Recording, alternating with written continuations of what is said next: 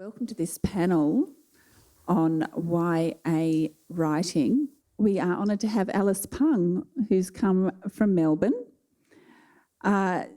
She's written several novels, several memoirs before heading into YA fiction, but she's also a legal researcher and a tutor.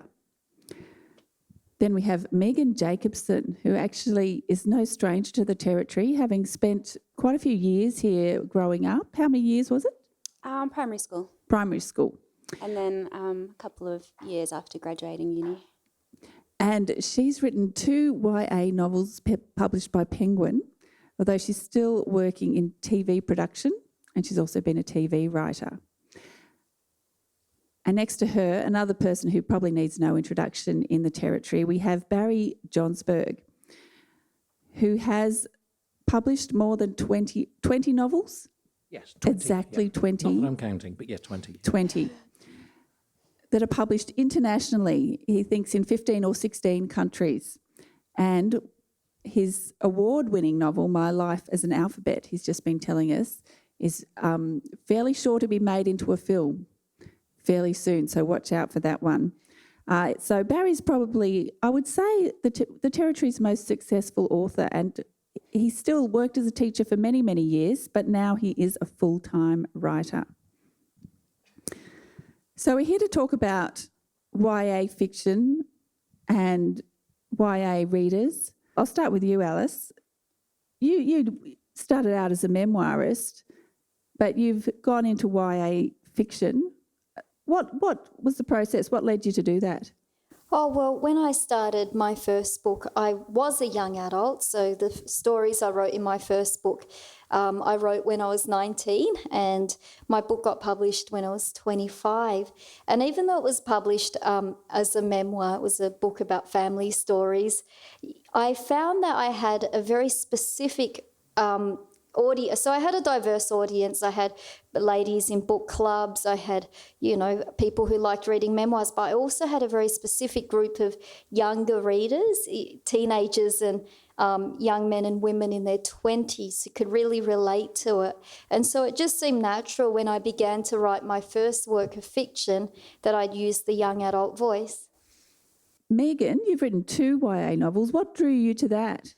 So I just love writing for that age group. The whole, it's a time of firsts, first love. It's when sort of people discover who they are and their own identity. But before that, I had been trying to write adult literature, literature for grown-ups. And the story wouldn't come to me, the voices wouldn't come to me. I just felt like it was lacking heart. And then I write for TV shows as well, and I was doing some writing for a TV show called Dance Academy, which is for teenagers. And I just kind of understood that you could write something completely as complex and nuanced as what you'd write for adults. But just because it's for children doesn't mean that it's lesser. And the audience reaction from that show was just incredible, and the way that you can really affect them and create real change in their lives if you get to them at that age. It really inspired me, and so when I started writing Yellow, I sort of started writing it with a young adult voice, and it just came to me. It just felt really natural. So that's kind of the long-winded version. And Barry, what led you into this genre? I'm starting to feel really old here because my first book was published when I was 53. So I'm sort of flanked by people here who started writing at an early age and have got stellar careers ahead of them, whereas mine's behind me. But I started writing my first book was published in 2004, as I say, when I was 53 years old.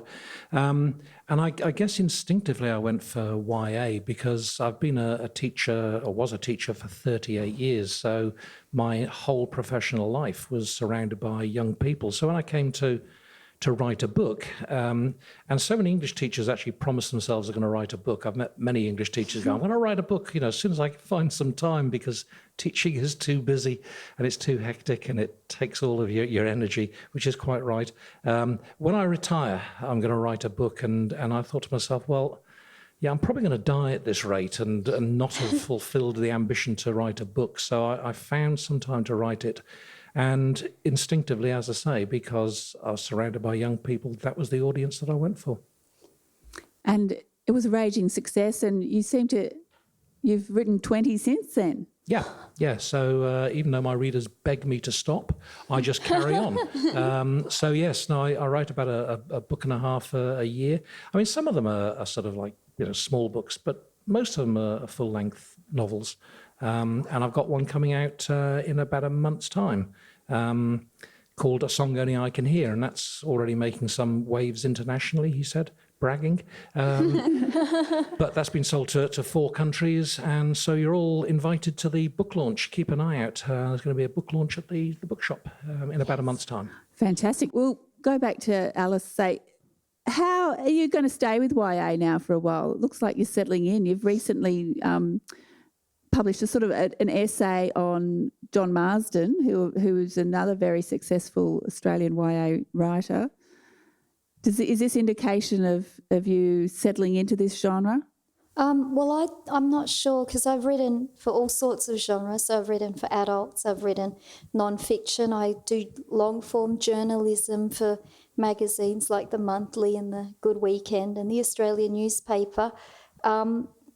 But I do, my long-term projects are YA. Yeah, they are at the moment. Has that got anything to do with you moving into motherhood or...? Oh, well, so I have a 3-year-old boy, Leo, and I have another one on the way. No, I don't think so. I just like that voice because it's a voice that when you were a teenager and in your 20s, you could explore the deeper questions of life that you don't explore when you've got work and you've got mortgage and you've got kids and you've got grandkids. You have a lot of time to think about, this sounds very pretentious, but what the meaning of life is. And as a writer for young adults, you can explore these things without feeling self-conscious as you would in an adult novel. You think, oh, why am I writing this? Yeah. And what are your thoughts on that, Megan? What kind of things are you trying to explore with your novels?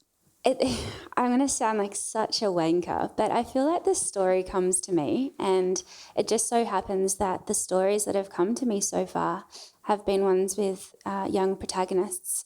So, I mean, you can't ever say what story is going to come to you in the future, but I think I'm going to stick with this age group. I feel really connected to it.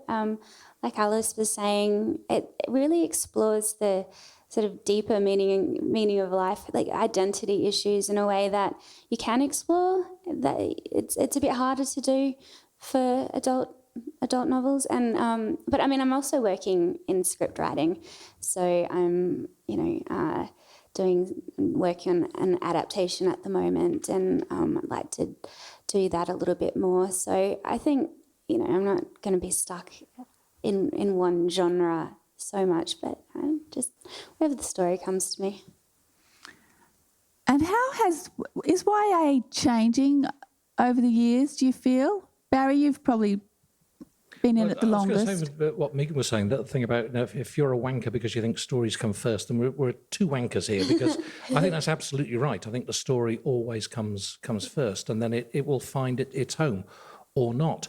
As far as is YA changing, I think it is in fairly subtle ways. I mean, the one thing that I've noticed over the years is that young people tend to go through the same problems, really, that I went through many years back when I was their age. That whole problem about growing up, finding your place in the world, how do you relate to other people, the whole idea about first falling in love and how you deal with that. I think pretty much that hasn't changed and probably won't change. So in a sense, the fundamental issues that we deal with when we're writing for young adults, they're still there, and people's reactions to them, stay the same. So yes, it's changing in terms of, I think, sophistication of audience, and there's been fluctuations in interest. I mean, YA at the moment is a very strong area of literature in Australia and worldwide. It's doing very well, and middle grade fiction in particular at the moment seems to be doing very well, where fiction for grown-ups tends to have declined a little bit. But these are all sort of passing waves, I think. I mean, the good news, I think, for us up here and for those people who write in the audience is that storytellers are always needed, regardless of what's happening. And in the world of people like Donald Trump, storytellers are even more important. Yeah. And your books, as we've said, have been sold internationally. Obviously, they translate. International publishers are attracted to them, even. Yeah, I think sort of one thing that Australia very often doesn't talk about, but should, is its reputation internationally for production of quality YA and children's literature. I mean, literally, we are the envy of much of the world because we produce so many top quality writers. So yes, I mean, there is a strong interest in anything sort of that comes from Australia in the international market. And as I say, particularly at the moment in terms of middle grade fiction, YA has become a little bit harder to sell internationally, but that applies not just for Australian books, but for all books. But yeah, I think everybody is on the lookout for a damn good read. And also people are desperate not to miss the next Harry Potter or whatever it might be. So international publishers are interested in buying books from abroad. Because in a sense, the hard work's been done. They don't have to do the editing. They have to do translation. Or if it's obviously America, they don't even have to do that. So it can be a cheap way of getting books into the bookstores. Did we have John Marsden to thank for Australia's popularity in this area? Was he a forerunner? Alice Pung's just written a sort of, what do you call that, a long essay? Yeah, probably a long essay on John Marsden. It's a book in itself called Alice Pung on John Marsden. It's part of a series of writers writing about other writers. I think John Marsden was at the golden age of Australian YA literature, but there was Robin Klein at the same time, and there was, before that, there was Ivan Southall, which is probably your, you would have been your generation, Barry. Sorry to say that, but I read him, and he was deceased when I was a young adult, yeah. And Melina Marchetta as well. Oh, of course, yeah. Oh, yeah, everyone had read Looking for Alibrandi. Yeah. And she also worked as a teacher. And she's so lovely. I remember when I met her for the first time, I was just like, I almost exploded. I just remember thinking if I could tell my 16-year-old self that I'd be having a drink with Melina Marchetta, oh my goodness. That's the best thing about becoming an author. You get to hang out with your idols. And we were talking beforehand, and I've travelled around quite a bit and go to festivals and things. And the one thing I've noticed is that nearly all YA writers are just like lovely people. We were talking about this. They're just lovely people. Like I've worked with John Marsden and Melina Marchetta, and I haven't actually met a YA author who hasn't been prepared to spend time sort of talking and chatting and giving advice. And, whereas some of the writers that I've met for the grown-ups, sometimes have been very sort of protective and a little bit sort of wanky. A little bit wanky, yeah, a little bit wanky. So no, I think we're very, very nice people up here. Very nice people. But also, I think 'cause you have to talk to kids a lot, and they're the best audience. They're the best audiences because if they like something, they'll love it, and they will email you, and they will do YouTube videos on it, and they will blog about it, and they are just so enthusiastic. But if they don't like it, they'll tell you to your face. Yeah, they will. They will. So you can't really have an ego. Yeah. Has any of you had fan fiction of any of your books written by children? I don't think my characters are sexy enough to segue into fan fiction. I've had someone draw a picture of the characters from my book, and I loved that. It was really great. I think he was just bored in a talk that I was doing, but I don't care. Yeah, I haven't had much in the way of fan fiction. I get quite a few sort of emails from people sort of saying how much they enjoy the books, and not too many from people saying you suck, which I suppose isn't altogether surprising. They're not going to take the effort to do that. But no, I mean, you're quite right. The thing about meeting, and that's the other thing that YA writers do, is they meet their audience directly, much more so, I think, than writers for grown-ups. And sometimes it's absolutely wonderful. And I remember this teacher brought this kid who was in floods and floods of tears. And I said, "Oh, hello." And she went, "Ah." I said, "I don't normally have that effect upon people." And the teacher said, "She's never met anyone famous before." Wow. So to have that effect, if I was having that effect on it, if she'd actually met anybody famous, God knows what would have happened. But they're lovely. Basically, the kids are lovely in the audiences that you meet. Yeah. So we've established you're all lovely and the kids are lovely. Are the publishers lovely, or is it? Publishers are lovely. Everything is lovely in our world. But are they tough? Is there ever something that you want? They say no, I don't want that in a YA novel. That's too far. Look, I haven't had anyone say no, which is surprising because I thought for sure there were bits and pieces in my books that wouldn't get past the gatekeeper, but it did. And I think they're really good about things being, not so clean and neat, because teenagers swear and they, have sex. And I think that publishers are very good at realising that, and realising that if you want to tell a truthful story, things can't be sanitised. But sometimes you do think that they're very unlovely sometimes when they're making you do a structural edit and you're like, oh, I don't want to do this. This is so much hard work. This is unfair. But then you look at it after you've done the work and you're like, oh, they were completely right. So that's so far. Have you ever been asked to change anything, Alice? Yeah, so if you have a good editor, they will ask you to look at your work carefully. And I've been with my editor for, about 17 years now. So I trust him completely with my work. And he has this great motto, which I think all editors should abide by. He says he follows what doctors follow, the Hippocratic Oath, which is do no harm. Some editors rewrite your work. Yeah, he doesn't. He says, the heartbeat of your work is there. His job is to get a pair of tweezers and take out the unnecessary words or, put a question mark around them. He doesn't rewrite. But I have had editors overseas who have changed my work in unpleasant ways. And an example is my American publisher. The Americans I'm not sure if you have this experience, Barry. Americans are very particular about localizing stories. So even though they will set your book in Australia, they'll panic about American audiences not being able to relate. So they change mum to M-O-M. They change Prima to Kool-Aid. They change, Wheat Bix to, I don't know what sugary crap they have there, but it got changed to that. And then they change, they picked out lines that, so for example, there was one line saying, they sat very straight like a bunch of Singaporean cram school students. And they'd say, that's so racist, you've got to take that out. And the bits of the book that were about racism, they were okay with.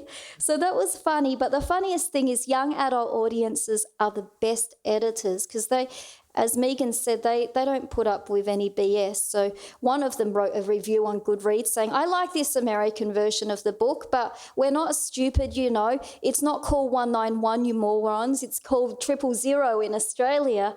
And I thought, they changed. They changed the emergency number because they thought American teenagers were so stupid they wouldn't know what 000 was. So that was the way they kind of savaged the book. So it's a hybrid. It's not Australian, not American kind of thing. Yeah. Has anything similar happened to you, Barry? No, I've actually been very, very lucky with my American publishers. I've heard horror stories about the way in which this will happen, where it's like, it has to be the word sidewalk, or they change mum to mom. Mm-hmm. And I've had about 5 or 6 books, I think, published in America, and on each occasion they've changed nothing at all. They've kept mum. They've kept, American sort of idiom, Australian idiom up to a point. They've said to me things like, what's a doona? And one time they sort of emailed me and said, what was that? I can't remember the phrase I used. It was about a house in Queen. It was a Queenslander. I said, they lived in a Queenslander. And they said, we don't know what a Queenslander is. Not surprisingly. So I said, big house. And they went, okay, we'll put a big house. But they actually have always been very respectful of keeping that sort of, Australian flavour. The only time it happened to me where there was a bit of undue interference was when My Life as an Alphabet was being sold to America, and there were about 3 American publishers who were vying for it at that time, and in a bidding war, which is always a lovely thing to be in. And one of the publishers said, we for those who don't know the book, it's about a rather strange girl called Candice who's on the spectrum, as we all are, but she's just a bit sort of weird. And they said, one thing we want from Barry is a determination as to whether Candice is autistic or if she's just weird. Because if she's autistic, the book's going to have to be rewritten in a way and using language that American readers will understand is about autism. Whereas if she's just weird, the book can stand by itself. And so I said to my publishers here, I said, I do not want those people to have this book under any circumstances, no matter how much they offer. Well, I suppose if they'd offered $1 million, I might have changed my mind. Because I said, one of the reasons that I wrote the book was to protest against the idea of labelling people. And if they wanted to label Candice as one thing or the other, then I think that's against the spirit of the book. So it wasn't a problem in a sense because they then dropped out. I just said, I don't want them. And somebody picked it up who was, I thought, sympathetic to the book. And so you were happy with their treatment in the end? They didn't change anything? Did not change anything at all, apart from just those occasional words where an American just literally would not understand, like what a doona is. So they changed that to comforter, I think it is, in America. And that's fine. But nothing else. And I didn't get any of this stuff about, let's dumb it down, I guess, for an American audience because they're not going to understand. In fact, they all said to me, we like the Australian flavour of the book, and that's what we want to preserve. But I know it's not always the case. And I'm just curious, do you guys read other YA fiction? Do you tend to, just to see what's out there, or? Yes, I do. I don't read as much as I should, but then there's so much reading out there, so many books, not enough time. But yeah, no, I read what I can, and not so much to sort of think, better see what the opposition's getting up to, but just simply because that YA literature, I think, is some of the best literature in Australia. And who are your favourites? Good fun. Well, I've got a number of. Claire Zorn, I think, is terrific, and Kath Crowley, and I've got some sort of favourites because they're friends. So like Michael Bauer, for example, and Scott Gardner, who's just like one of the world's best people, and he's got a book that he's set in Darwin that came out called Sparrow. That came out last year, I think. He's got another book coming out. So, and sometimes with these people, we will send each other manuscripts and say, what do you think? And I did that for this book that's coming out, A Song Only I Can Hear. I sent that to both Michael and Scott, and they threw in their 2 penneth, and I do the same for them. So it's a nice collaborative feel, really, with YA writers. Yeah, I don't read it to check out the competition. I read it because it's amazing. Marcus Zussach's The Book Thief, I think, is one of the most perfect novels that's ever been created. It's written like poetry. Kath Crowley, again, writes like poetry.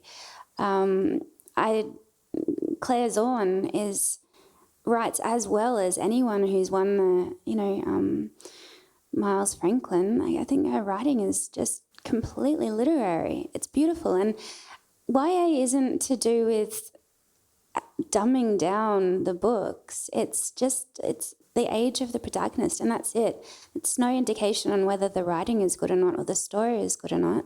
So, I read a lot. Laini Taylor is an American writer. I think she's amazing. Honestly, most of my favourite books and authors are YA.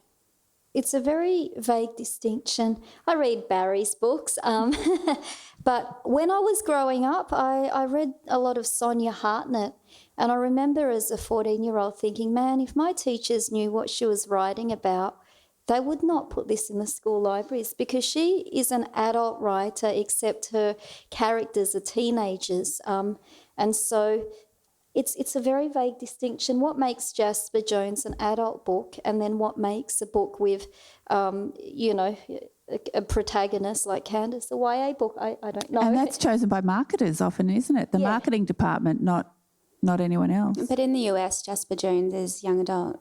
Oh, okay. Oh, it's not adult, is it? Apparently it's in the young adult section. Okay, yeah. But I mean, at the same talking about Marcus Zusak, the Book Thief was an adult book, as it were, in Australia, but it's marketed as YA in America, where it went absolutely crazy. And again, talking about nice people, Marcus Zusak is just like one of the world's nicest people, isn't he? He's a gorgeous guy. Yes, he's so lovely.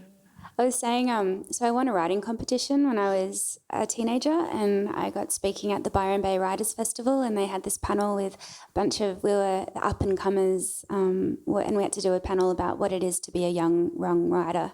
And it was me and someone else and a young Marcus Zusak. And one of the reasons I started writing was I was in my sort of mid to late 20s, and I'd reread The Book Thief for the third time. And every single time I cry, and I know what's coming, but I still cry. I just remember reading this and thinking, God, I was on this panel of, young people who are going to be writers, and I've done nothing, and Marcus Zusak's written The Book Thief. And so I started writing. Was he 23 when he wrote that? So I was 18. He was he was 23 or 24 when we were on the panel. But I think he'd written When Dogs Cry, or his Fighting Reuben Wolf, or his earlier books. Oh wow! I think he was about 31 when Book Thief, I think, came out. Ludicrously young to be so successful. And it was his fourth or fifth book as well. Oh, yeah. I don't actually think it's his best book. I do like The Book Thief. I like it a lot. I don't think it's his best book. I hated the film. Can I just admit that I hated the film? What did you think? I didn't like it. I didn't see the film, actually. The girl wasn't scrappy enough. Well, one of the critics said it's okay if you like your Holocaust sugar-coated, and I think that was about right, Yes. The book is pretty punchy, pretty gritty, and the film just sort of glossed over all of this, and it wasn't nice. They didn't do a good job of it. Anyway. Tell us about your screenplay, Barry. We'd love to talk about my screenplay. Tell us about the actors. Well, we were talking outside, and most writers at some stage get their books optioned for film rights, TV rights, and 995 times out of 1,000, nothing ever happens. They pay you a bit of money, and which is great, but not very much, and then nothing ever happens. And My Life as an Alphabet was optioned by two people, actually, and again, nothing was really happening until I found out at the beginning of this year that Lisa Hoppy, who's the person who optioned the book, had written a screenplay which came fourth in a competition in America for Best Comedy, which was terrific, but still doesn't really mean a great deal in terms of getting a film done. And so I wasn't getting excited. I got a phone call that said, well, we're putting in for funding and we're very hopeful, and we've got the producer of Red Dog on board, Julie Ryan, and she's keen. We got the John Sheedy, who's pretty well known in terms of kids lit in staging, who's going to direct it. And like, yeah, it's all about the money because that's where it falls over. But now I found out, and so it's definitely happening, that we've got Screen Australia and Screen Victoria and WA have put in the money. It's fully funded. Got Richard Roxburgh, who's down as the part of Dad, and Rachel Griffiths is going to play Mum. So I've got some big name. I've got some big name people. It's being filmed in Albany, WA, later on this year. So I'm going to go down and sort of try and be an extra, and it's called H is for Happiness, and H is for Happiness is how I feel that finally, a book that I wrote is going to be made into a film with wide distribution. So I'm excited. Thanks for asking that question. I'd have been disappointed if you hadn't asked that question. We're going to see you on the red carpet. You betcha. The premiere is actually at the Melbourne International Film Festival in August 2019. So it'll finish filming in December, and then there's post-production about 6 months. And the premiere is at Melbourne International Film Festival, and it will also be coming to Darwin for a premiere, I've been told. Wow. So, yay. Fantastic. We'll all look out for that. I'm going to open it to questions now because I'm sure there's going to be some questions out Somebody there. asked about my film. Oh, no, I've done that, sorry. How do you feel about the name change, Barry? Oh, the name change for the film. I don't honestly care. I mean, I think H is for Happiness it's the title of one of the chapters anyway. But I was saying outside that Lisa Hoppy, the screenwriter, reluctantly gave me the script to read because she said, look, tell Barry that he has to understand that things change between film and novel. And they said, don't worry, he's been a teacher, he understands the difference in terms of genre. So one of my favourite characters, Earth Pig Fish, from the book has gone. It's not in the film, but has been replaced by a mini horse. And I've no idea why, but there's a mini horse in the film. So I'm just deliriously happy that the book's coming out. So they got a horse, call it H is for Happiness. Fabulous, I don't care. Oh, another question up the front here. Thank you. My question is just, I guess, well, to all of you, but mainly, I suppose, to Alice. The first time I came across your work, Alice, was actually in an Australian studies course that I was doing. And so you were actually talking about race in Australia, and your novel obviously represents that a lot. And I'm just wondering, probably all of you might have something to say about your role in representing young people's voices and what kind of feedback you get from young people about how much they've related to that, and especially diversity, racial diversity or children, neurodivergent children, or, yeah. Oh, that's an excellent question, because when I was growing up, I read a lot of YA books, and some of them didn't do race and ethnicity so well. So you can have the best of intentions as a publisher, but sometimes when you don't get an authentic voice writing, you might get a well-intentioned author who thinks, oh, there's a lot of Vietnamese refugees, we've got to tell their story. You get really, really unpleasant protagonists, really perfect protagonists, where the only fault wrong with them in most of the books I read when I was growing up was they were too hardworking and they studied too hard and they got bullied for it, and we're more three-dimensional than that.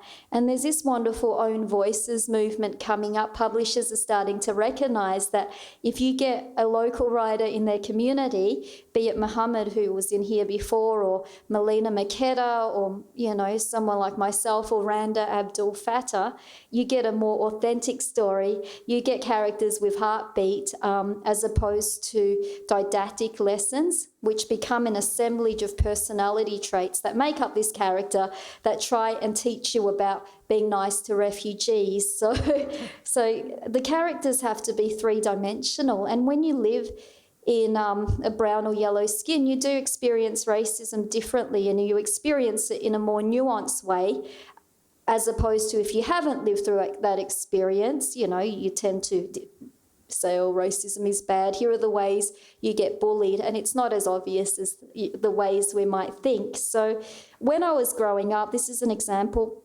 There was this boy who used to walk past us every day without fail. His name was Graham, and he used to say, "Oi, yous." And I have an excellent editor who never changed the voice. He said, you use "yous" in there because that's how they speak in Braybrook. And he used to say, "Oi, use the PowerPoint."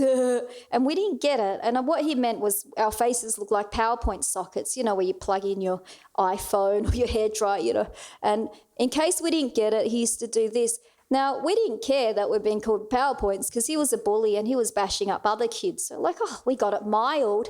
And then these new refugee kids came straight off the boat from Vietnam. And me and my brother thought, we will pick on these kids. And we call them BP for brown poo. And we thought, if we pick on these kids, we won't be at the bottom of the hierarchy. Now, if you were an author who wasn't Asian, you couldn't do that with your character. It would be wrong. It would be, It would be racist, yeah. And you'd think, oh, you're perpetuating racism. You're making these Asian kids pick on other Asian kids when you should have the white kid be the target of, triumph. But when you're at the bottom of the power structure, you can't triumph over the school bully. So you get more honest stories that way. Yeah, I mean, I'm very, very aware that, that own voices is like, it should be a thing. And yeah, I mean, I don't know what it is to live in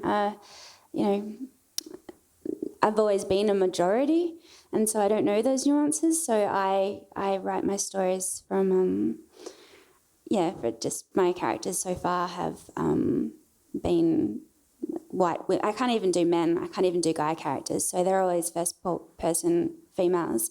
But the other characters, I often don't mention what their skin colours are. There's Omars, there's, Shubas, there's... what I did want to do, though, with the build-up season is, so my nieces, nephews and great-nephews are Indigenous. And growing up in Darwin, like, the Indigenous boys were so the hottest. And I had never seen, an Indigenous love interest. And I was just like... So I created the love interest character in the build-up season as an Indigenous boy. I kind of wanted a character that my nephews can look up at and see themselves as, like, the cool, hot kid. I think it's a fascinating question. I thought the answers are absolutely fascinating as well. And from my point of view, this idea of do I deliberately avoid some sort of areas because I don't feel as if legitimately I could tackle them, I think the answer is no. I mean, I write very often from a female perspective. I have not written necessarily from an Indigenous perspective or from the perspective of someone who's sort of Asian or indeed, any other cultural perspective. And I think the reason why I do that is because of something that sort of Megan was saying about and Alice was saying about the story is boss. So I write the story. And if that necessitates that I'm writing from a female perspective, fine. So far, I've not yet had a story that's come to me that's required me to. I feel as if I'm appropriating somebody else's voice. I think if that happened, I'd be in a bit of a quandary because I'd want to get the story down, but at the same time, I wouldn't want to offend anyone by writing about stuff that maybe they would feel I'd have no right to comment on. It's a tricky one. I know that Jodie Picoult, for example, when she wrote one of her books, was criticised. She wrote it from a black perspective, and people said, "Hey, you're not black. You can't do this." And she said, "Well, I've done it." And to some extent, her argument was that the story required it, and so therefore the story is boss, and that's what I did. And I think probably that would be my justification if I needed to justify it. But thankfully, I've never been in a position where I've had to justify taking a perspective. Well, we're actually going to discuss this. There's another panel at 1 that will discuss this topic a bit, so I'll just flag that for everyone. But Oh, sorry, John Marston does it. So, as a writer of colour, I don't mind if other writers write about Asian characters. They've just got to do it well, because we can tell when it's not done well. It just doesn't read well. So there's no monopoly. Just because you're Asian doesn't mean you have a monopoly on that voice. Just because, you're gay doesn't mean you... Some writers do it excellently. John Marsden does it excellently, only because his characters, like Barry's characters, are characters first and foremost. So they're not their ethnicity. Lee might work at a Thai restaurant, but he's a teenage boy just like any other teenage boy. And I'm sure the same with Megan's characters as well. And that's, that was a point I was going to make, which is absolutely right. If you start to write a story because you feel as if there's a didactic point to be made, I'm going to write a novel about bullying because I think bullying is awful.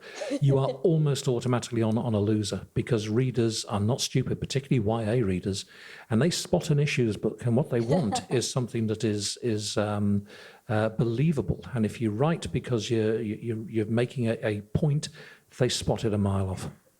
It goes for all readers, really. Yes. Even very small children, I think. As a flip side of that question, and Alice, you mentioning kind of gay characters, kind of tweaked this with me at one point. Do you sometimes feel that you're required by readers or publishers to write in that, oh, you're the one who writes Asian stories? I did hear I was talking to a writer once who had come out as gay and then was getting criticised because his following novel wasn't gay enough. But so suddenly he'd kind of gone from one problem to another problem. Oh, that's excellent question, because I write the characters I know, and I know Asian characters better than any others. So by default, I guess most of my protagonists would be Asian. I did have, at a writers' festival, not Darwin, of course, I think it was Sydney or Melbourne, a lady who came up to me afterwards, an older lady, and she said, I like your books, but are you going to put Australian characters in them next time?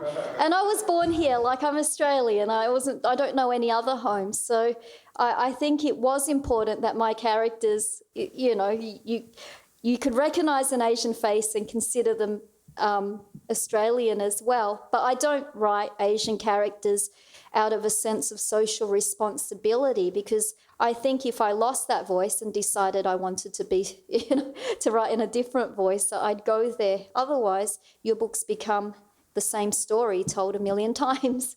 Okay, we've run out of time. I'll just finish by saying thank you to our lovely panel here, Alice, Megan and Barry.